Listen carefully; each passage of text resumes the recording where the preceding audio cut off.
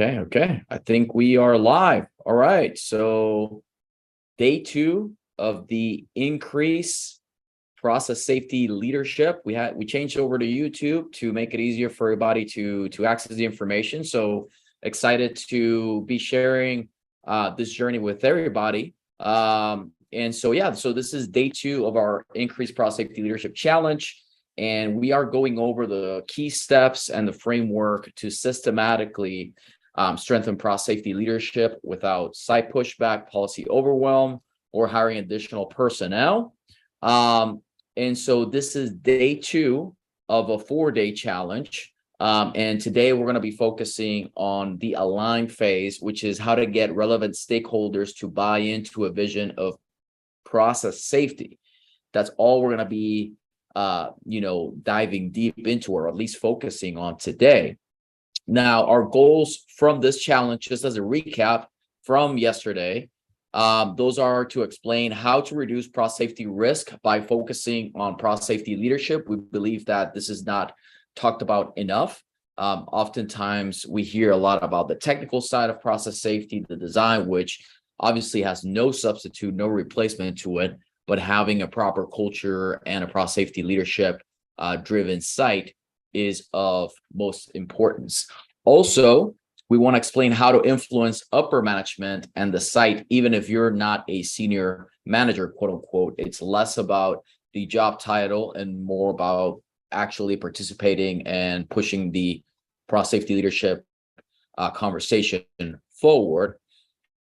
And we're going to provide a clear roadmap to strengthen process safety leadership at your site. Okay, this is one of the deliverables of this challenge, 100% free, and help you highlight focus areas for your site's process safety leadership needs. Okay, so that's our goal from this series of videos. So whether you're watching this live or you're watching this as a replay, make sure that you take notes and participate in our community.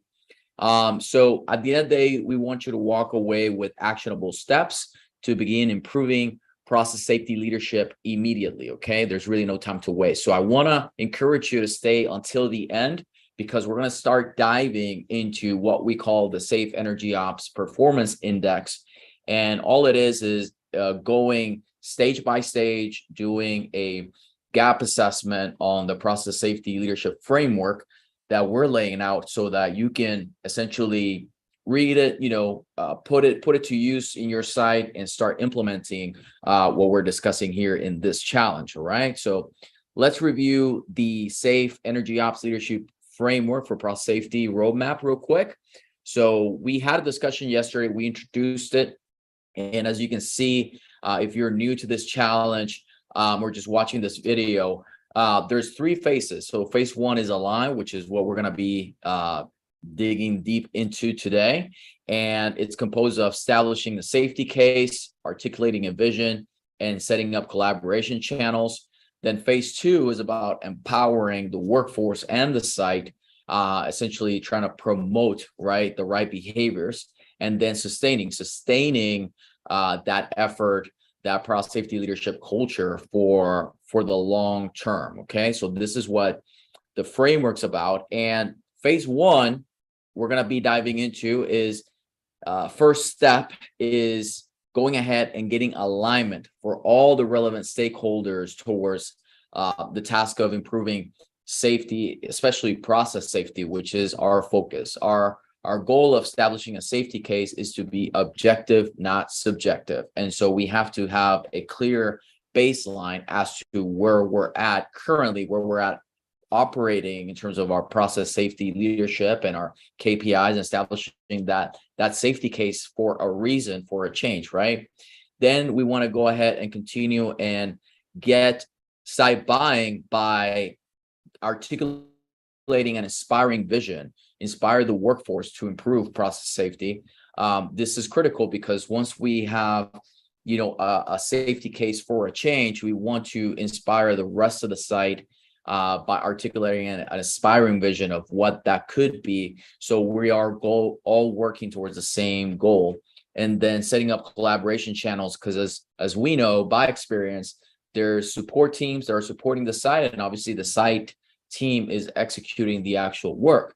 And in order for everybody to work in alliance together and on the same frequency, it's of utter importance that they have the proper collaboration channels to communicate with each other. Okay, so that's phase one of Align. This is kind of, the focus for today. So take out your pen, pencil.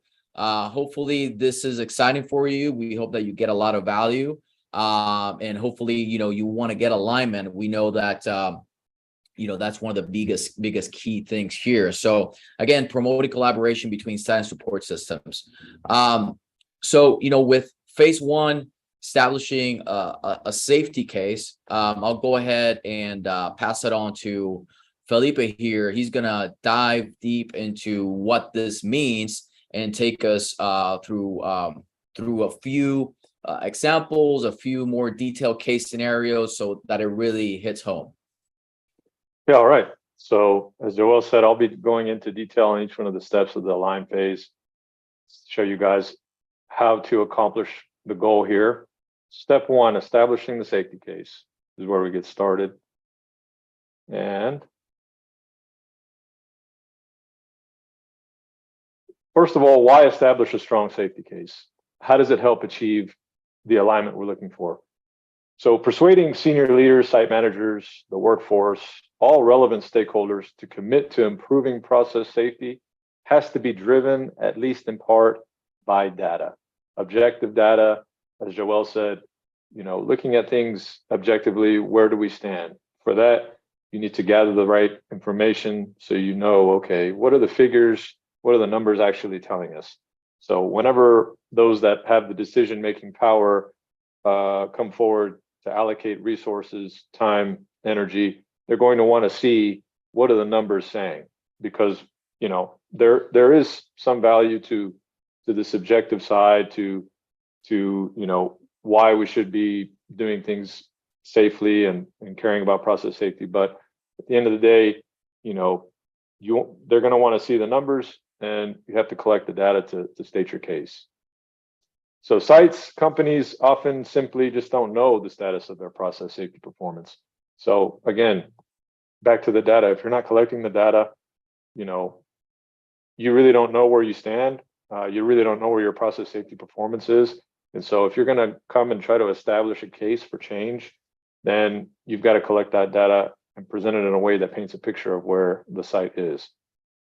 The right presentation of process safety data can provide the awareness and motivation needed to mobilize resources and attention. This is what it's about. This is why we're collecting the data, so that, hopefully it paints the picture that, hey, we need resources, we need attention, because we need to get better at this. Our numbers are not good. And even if a site's process safety performance is being measured, often what still remains elusive is what stands to be gained by improving process safety performance. So you might have figures, you might have data, but it doesn't, you still have to tell a story with that data. That's the key. And the story you want to tell is, hey, this is what we stand to gain by improving our numbers. Let's not stay comfortable. Let's not stay just okay with the numbers that we have. But, if we were to improve these numbers, this is what stands to be gained, whether that's time saved, stable plant, which we'll get into further about the benefits of improving process safety when it comes to, the business side, but you want to bring that to the table when you're establishing a safety case. Finally, part of establishing a strong safety case for change at a site is to really take into account that there are differing levels of experience at a site. And what that means is that some may not understand the seriousness of what can go wrong with process safety. Some might, the more experienced folks, the folks that have gone through historic events. Some of the newer folk or some of the folk that simply just haven't come into contact with serious process safety events may not have that understanding. And so when you're presenting the case for change, you want to present that historic process safety incident data, both local data from incidents at the site and also learning from other sites and from other events in history to really finish painting that picture and building your case for why change is needed at the site.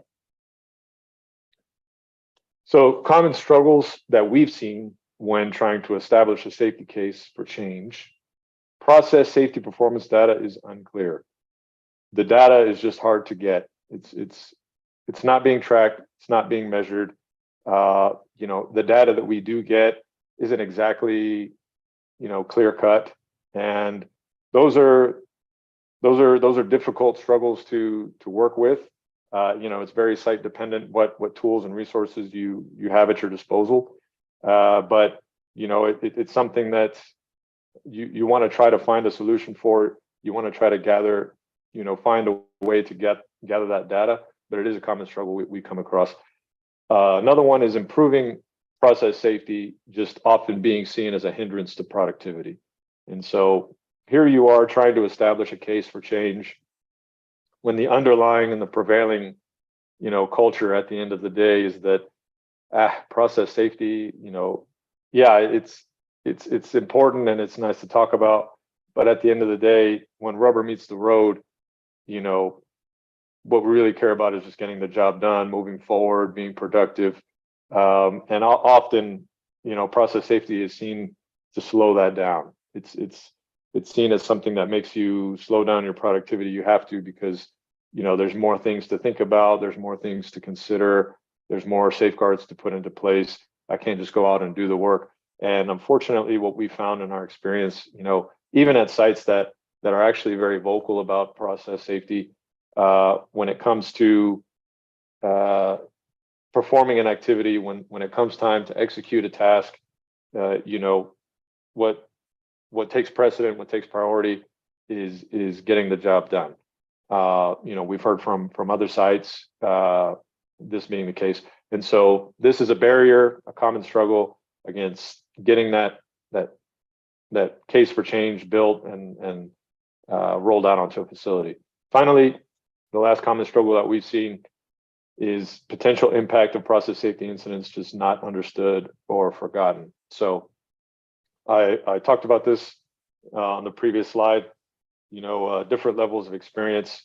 When you come and try to present the case that we need to strengthen our process safety, it's kind of hard to get that to be taken seriously if there's just not enough awareness of what can go wrong, how bad things can really get. They don't feel that sort of importance, emotional priority that you're going to get with people that have been made aware either through, presentations or training programs or, awareness sessions of incidents. You're not going to get that level of importance placed. So that's something that you have to do when you're building your safety case. So in order to sort of visualize these common struggles at a site that is in need of a change, but is facing these common struggles, I'd like for you to imagine that you're on a crew rowboat, such as the one pictured here. And your performance on this team is measured by how hard you row, not by how far or how fast the boat goes. And though the boat moves forward, you're really not sure whether the crew is making good pace. There's no reference, there's no discussion about, exactly how well are we doing. Taking the time to talk amongst the crew to try to coordinate row efforts, rhythms, strokes, it would slow the boat down to have that conversation. So it doesn't happen much because we're just trying to row as fast as we can. And finally, lessons from historic row teams, crew teams, or experienced crew members are just not passed along, or they're allowed to be forgotten. Again, what matters most is just row as fast as you can and don't worry about anything else. You can imagine that this boat is probably not making the most efficient or effective progress in the trajectory they're trying to head toward. They may feel like they're getting a lot of work done and they're really, spending a lot of energy rowing. But at the end of the day, intuitively, you can imagine that if they were to take the time to strategize, coordinate, and get a common rhythm going, that they would actually go further faster. And that's what these steps are all about in establishing a safety case. So we've broken it down into 3 simple steps that you can follow to establish a safety case at your site. Step number 1 is simply gathering the right process safety KPI, key performance indicator data. This might include number of process shutdowns, number of process safety trips, number of loss of primary containments, or perhaps incidents where there was a breach of containment of some kind, and you want to agree and compile this data, ideally 6 to 12 months worth. You want to highlight the high risk events, meaning the events that could have gone very, very poorly, very bad, but hopefully did not. And if they did, of course, you would like to highlight those. Highlight the frequent events. The frequent events is going to help establish what the quickest gains can be, because if you target those frequent events and solve them, it's going to make the most drastic change in the shortest amount of time, what we call quick wins. And it's something that can really help you in winning over the site, getting that site buy-in through quick wins. They're going to see progress quickly. It's going to make their lives easier. Events that they're used to seeing, they'll stop seeing, and that's all very, very helpful in achieving alignment through establishing the safety case. And you want to benchmark against industry if possible. So this means basically putting some context around the data, around your numbers, and saying, okay, these are our numbers, and when I benchmark against other sites within the same company or even outside the same company, this is where we stand. And if you're struggling to improve process safety leadership, then you're probably going to find that you have a lot of room to improve. So starting with the objective data in step 1. Step 2, point out the safety related revenue gap. Now, this is something that's a little bit has to be portrayed in the correct manner, but it can be a very, very useful tool to getting that site buy-in. I would like to clarify that safety and revenue aren't the same thing. And here at Safe Energy Ops, we believe that safety should be number one, and should always take precedent when there has to be a decision between the two. That being said, what does get often missed when building a case for change is that as you improve your process safety, your facility, your site should be getting smoother. Smoother meaning you have less shutdowns, you have less events, and you're spending less time recovering from process safety incidents. The key, though, is that it takes a slightly longer term mindset to realize those gains. So the way you build the case is take 6 to 12 months of events, process safety incidents that have caused revenue losses, and compile those and basically present that as the safety related revenue gap. That is what stands to be gained by improving process safety. And so what this does is it doesn't exactly take over the main reason or the main why for the change, but it allows that side of the business of the site that wants to, at the end of the day, achieve good results, achieve good performance. It shows that, hey, they can go hand in hand. There can be a win-win here, because as we improve process safety over the longer term, there may be a delay, there may be a time in the beginning, just like the row team, where they have to take that time to make the changes and to coordinate, to change their strategy. But in the longer run, they should be better off for it. They should be in a better place. And that's the key with step 2, is making this demonstration and getting the site, getting senior managers to see it from this perspective. Now, probably easier said than done, but we have seen it done. We have been a part of that, Joel and I, and it's definitely worth it. It works. So that's what step 2 is about. Also, you want to make sure that it's not, in addition to revenue, you're going to get more time back, not having to rectify safety incidents, as the incidents will go down. Finally, step 3 is going to be reviewing process safety incidents. What this is taking those incidents that have occurred at your site, similar sites from industry, from history, and presenting those to the team as the final sort of push and reason for a safety case for change.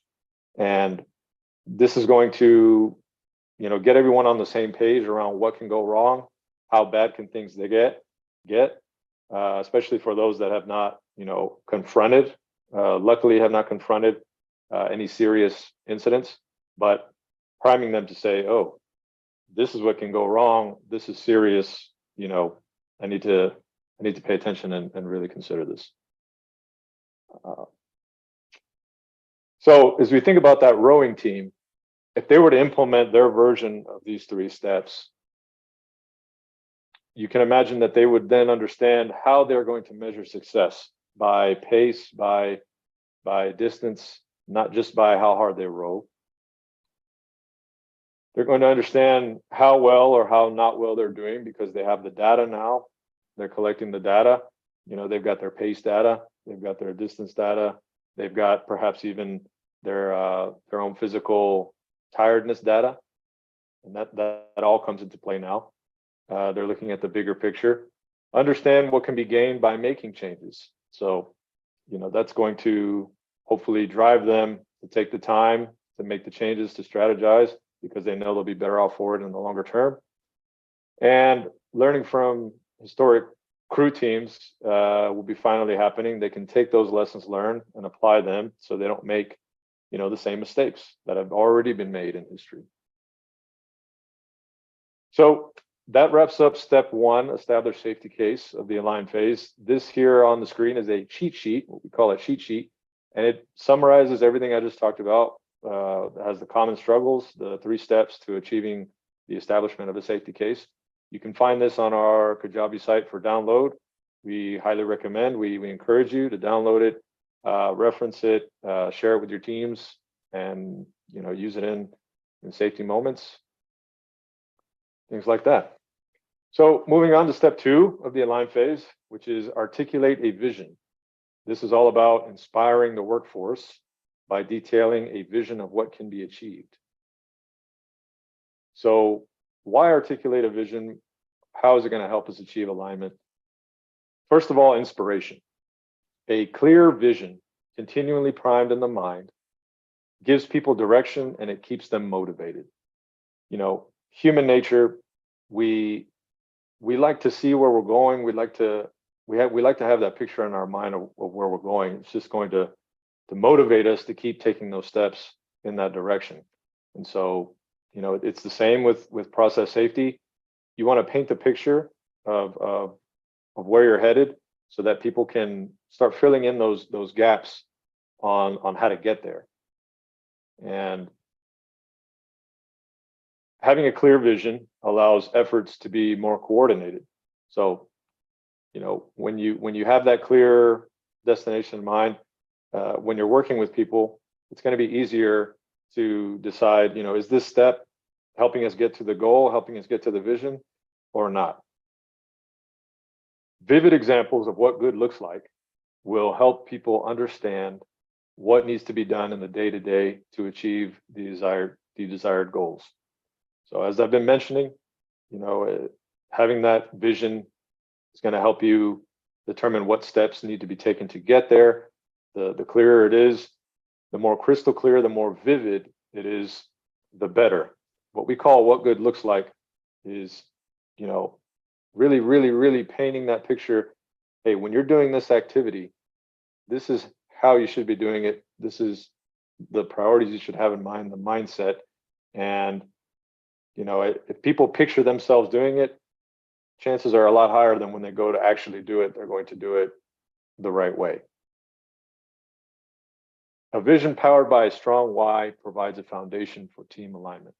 So we're going to be talking about this why, but this combination of a vision and a strong why is going to fuel that motivation for not only getting started in the direction that we need to go, but sticking with it until we achieve it. Common struggles with articulating a vision that we've seen. The vision is too broad/vague. So I'm sure we've encountered this in many different facets of our lives. Whenever we've been asked to achieve something, to achieve a goal, to achieve a vision, but all we get is, get better at loss of primary containments, reduce the number of,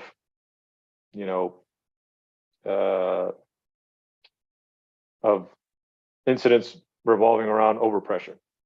These types of visions are simply too broad because there's not enough visualization. There's not enough of a crystal clear picture about what it's going to look like, when we arrive there. And so you want to make the vision crystal clear, don't want to be too broad, vague. Another common struggle, the leaders themselves don't believe in the vision. Also something that, I'm sure everyone's come across.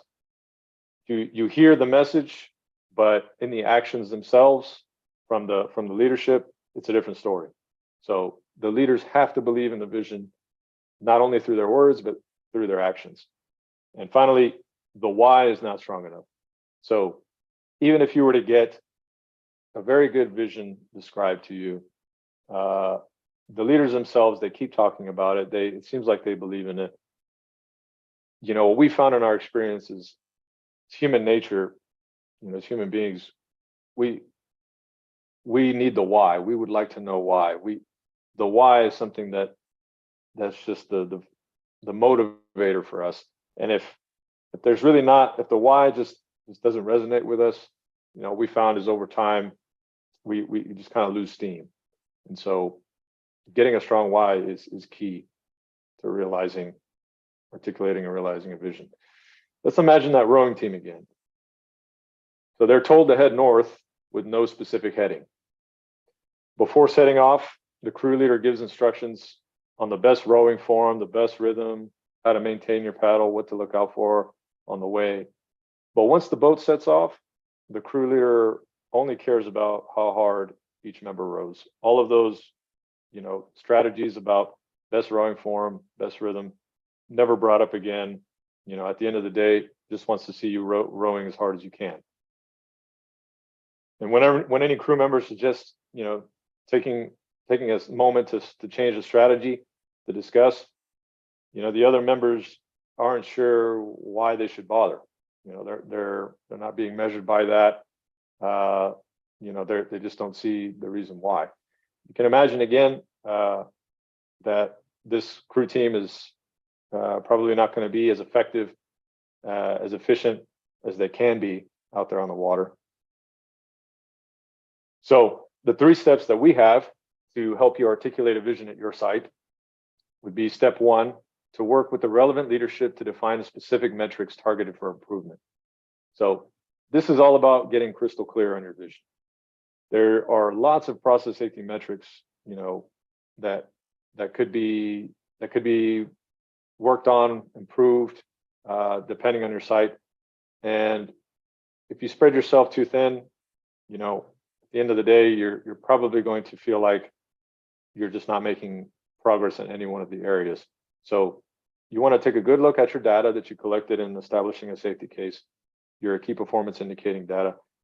And with leadership, you want to agree and align on which are the metrics that we are going to be targeting for improvement so that we can track, measure progress, and be efficient with our time. And step 2, work with the relevant leadership again to prepare vivid descriptions of what good looks like for each metric. So the key with step 2 is not only to set a numeric target, for example, or a simple target for the metric, for example, no more than 3 loss of primary containments this year. You know, of course, the number is needed, but what we advocate is a vivid description of what it looks like once that metric is there. So it's almost like picturing that you've achieved it and imagining all of the activities that apply to that metric. For example, transfer of chemical, pumping operations, you know, any activity that could result in the loss of primary containment, and redefining what it looks like to perform those activities in a way that greatly minimizes the chances of loss of primary containment. This might be when we connect our hoses, we are going to have double verification that the fitting is locked properly, and you know, always perform it as a 2-man operation. That's going to show and allow the workforce to visualize what that operation, what that activity is going to look like from now on, and it's going to match our new metric. And that's what good looks like is all about. Picturing the activity taking place, showing what good looks like, so that when the workforce goes to perform the activity, they've already visualized it in their minds and they perform it, you know, according to the new strategy, the new improved process safety focused strategy. Finally, step 3, presenting the vision as a leadership team and instilling a culture of care to strengthen the why.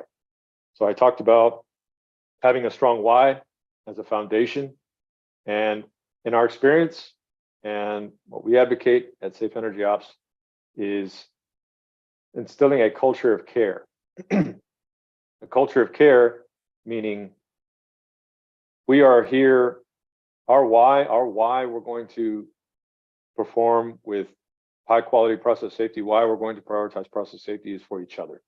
It's because we're looking out for each other. As human beings, you know, I'm guilty when I perform an activity at home, or, you know, when it's just me, I'll admit that I'm a bit less cautious and a bit less safety focused as I should be. But when I'm in charge of looking out for someone else and making sure that they don't get hurt, it's a different story. I'm very protective. I'm very careful, very cautious with that person. And so by promoting that culture at your site, what you should find is that people are going to be more willing to take those times, those steps, perform the necessary actions that may seem like extra work, but they're going to do it for the goal of and the reason of protecting their fellow coworker and you know, their teammates. And at the end of the day, it's all relevant to process safety. Process safety means that we are all trying to get home the way we came out. We're all trying to protect each other so that there's no injuries, so that there are no events, and everyone goes home safely. And if you focus on that as the why, the foundation, then I think you'll find there will be a more sustainable motivation to do what it takes to improve and maintain strong process safety leadership culture. If the rowing team were to apply their version of these 3 steps, they would have a crystal clear heading. They would be able to visualize their destination and what it's going to look like on the way there. Take the time to watch their form, rhythm, and coordination, because they know it's time well invested and has been shown to improve progress pace. And they'll be motivated by the chance to serve each other and to be part of a strong team. A team like this, with a strong articulated vision, a strong why, you can imagine it's going to go very far, very fast. The cheat sheet summary of articulated vision is available. It's here. Again, encourage you to download it and share it with your teams.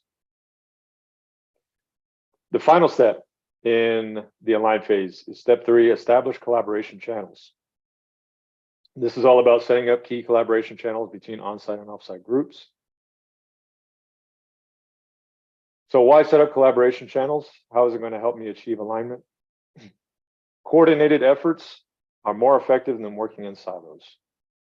This means that if everybody's worried about their specific tasks that they've been assigned, not talking to each other, you can imagine that progress is going to be made in tangents instead of toward a common vision, a common goal. And so this is all about coordinating those efforts to make more efficient progress. Bringing different disciplines together to solve issues allows for more well-rounded and sustainable solutions. Of course, individuals with their own expertise are going to look at things from one perspective and develop solutions, tailored to their expertise. But in complex work environments, such as those that we've worked in, those that I'm sure you work in, require more well-rounded approaches if you want the solution to be sustainable. So you want to bring those different disciplines together to make the progress in process safety that you need to make. Helps define accountabilities. If you're not collaborating with each other, if you're not consistently discussing with each other how to approach problems, it's going to be hard to know who's responsible for what. And everyone focused on their specific narrow field is probably not going to understand when a new problem arises, who exactly whose responsibility is it and how are we going to divide this up. And that allows for more efficient information sharing. Through established collaboration channels, you're just going to share information more efficiently. Excuse me.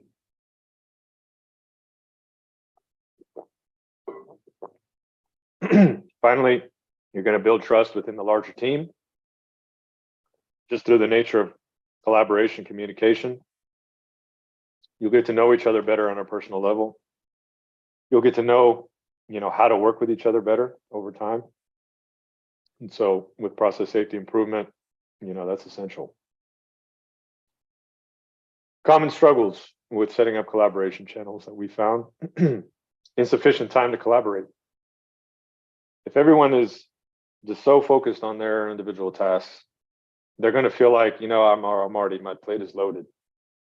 That I don't have time to collaborate. I don't have time to talk, with someone else. And so it may seem like this allows them to make more progress on their individual tasks. What happens is they're not looking at the big picture, right? They're not looking at prioritizing the issues as a site, as a team. And so, you've got to change that mindset when you approach and establish these collaboration channels with your teams. Lack of trust between site and support teams. So we have seen this a great deal.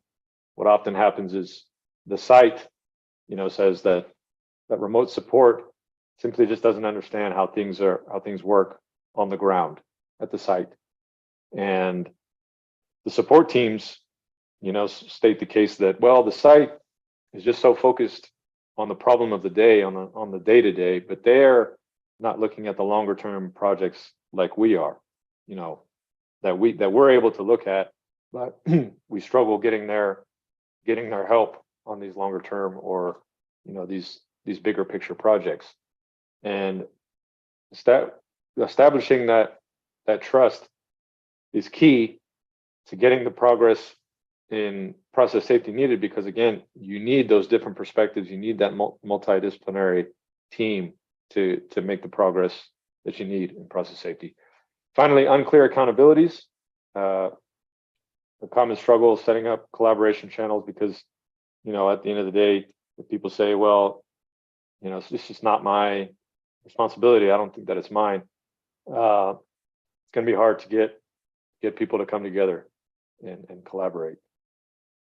So instead of the rowboat, the crew wrote, I want you to imagine a large ship crossing the Atlantic. It's a large crew and everyone is given a role, but no instruction or guidance on how to collaborate or how each role impacts the others. Each crew member is focused on his or her role and feels busy enough trying to fulfill their role. There is a support team on the beach that tries to help navigate and solve issues, but they don't seem to understand how things really work on the boat from the perspective of the boat crew. When problems arise, it's difficult to understand who is responsible for fixing them. So, as with the initial crew team, you can imagine this boat is probably not going to reach its destination in the most efficient, the most safe, the most problem-free manner. You know, they're probably going to get there behind, and due to just a overall lack of collaboration on this boat, on the ship. So our 3 steps for setting up collaboration channels. Step 1, setting up what we call a process safety collaboration task force. Now, this doesn't involve additional personnel, using the same personnel that you have, but selecting key members from across discipline to come together and, you know, have the overall commitment to solving process safety issues. We found is simply the most effective and best manner to making the progress, establishing the accountability that's required, and establishing those communication channels, because you know who exactly is on the team and, you know, can provide what expertise, what knowledge to the table in solving process safety issues. They should meet on a regular basis to maintain that accountability. And the team, it's vital that the team has plenty of site representation. In our experience, what we've seen is that, you know, without enough site representation, you can come up with the best solutions that are possible, but the site is not going to take ownership of those solutions when it comes time to implementation. What you often see is, you know, the solutions without site representation are missing, you know, elements of practicality or field operability, simply because, you know, not at fault of support team members, but there's just simply information that only those that are there on site are going to have and are going to be able to incorporate into solutions. So absolutely vital you bring that site representation to the task force and make sure that they're included. Step 2, optimize communication methods, is all about, you know, establishing early on in the task force creation, you know, what are going to be our communication methods. This is important because we've seen time and time again information simply fall through the cracks, misunderstandings, you know, amongst those in the task force trying to collaborate. And so you want to get that early on established, and our preference is for what we call direct interactions. These include phone calls, face-to-face. There are times and you know, where emails are necessary. There are occasions, but our advocation is that you don't rely solely on emails, both because, you know, operations site-based personnel are in a fast-paced environment, are focused on, you know, solving issues of the day, and a lot of information, a lot of things can be cleared up quickly, efficiently by these direct forms of contact instead of emails that might get buried, you know, down in the long list. So you also want to train support teams to seek site input when developing solutions. This is critical, as I mentioned before, to making sure that the solution is going to be sustainable and that there's going to be site ownership in the implementation of the solution. Finally, step 3, to setting up collaboration channels. Once you've got your task force set up, once you've got, you know, communication flowing well, and the task force is making progress, you want to reinforce that progress, that sense of ownership, by giving recognition on action completion. This is public recognition so that the site the company can see the progress being made, the team spirit can be enhanced, and sites are allowed to provide feedback on the solution effectiveness, so that it all comes together in a sort of holistic package of process safety improvement that is going to fuel itself and make the task force work harder and continue to collaborate as time goes on. The boat crew, if it were to implement their version of the 3 steps, they'd be able to solve problems more efficiently, share information more efficiently and accurately, and they would be motivated by their progress and enjoy increased trust with their support teams. You can imagine how much further they get under this strategy. So the cheat sheet for setup collaboration channels is available. All the information is summarized on it. Please download and share with your teams. And that covers the 3 steps of the align phase in detail. I'll hand it off back to you, Joel, to take us home. Awesome, Felipe. Well, thank you. Thank you. Well, hopefully when you're watching this, leave us a comment if you're ready to get alignment in your site with process safety leadership as part of the challenge. I would definitely look forward to seeing you implement these key lessons learned from practical on-site experience that we have tried to condense here for your use and your benefit for your site. All right. So let's kind of recap a little bit about what we have covered. Okay. We have covered how to establish a safety case that showcases the need for process safety improvement and the benefits that stand to be gained. And this is crucial because it sets the baseline preparation for the align phase. And then we discuss around how to articulate an inspiring vision, which is really necessary for us as human nature to be inspired to actually work, to have the drive through the tough times, through the changes. This is important as process safety leaders to be able to articulate that vision, that clear vision that inspires us, that let us know, okay, this is where we're headed. This is why we're working. And this is why we're actually making a change, and gives direction. And then how to set up collaboration channels, mainly because, as we know, in many industrial sites, there's support teams and there's execution teams, and it's very important to have harmonious collaboration amongst each other, and involving the right stakeholders and having effective communication channels is key, to make sure that progress is made forward. All right. So a common doubt about achieving alignment, which is the focus of today's challenge, is maybe you think it's hard to inspire a team to improve process safety. Maybe you've tried to have that conversation before, and more so because they've been focused around short-term, quick, daily output, production volume. It's all about today. And really, what you want to do is really change that mindset. And step 2 of the align phase with the articulated vision, and really taking a longer term view as to how it's going to look once your process safety, is at a better place, and you're having less shutdowns, a smoother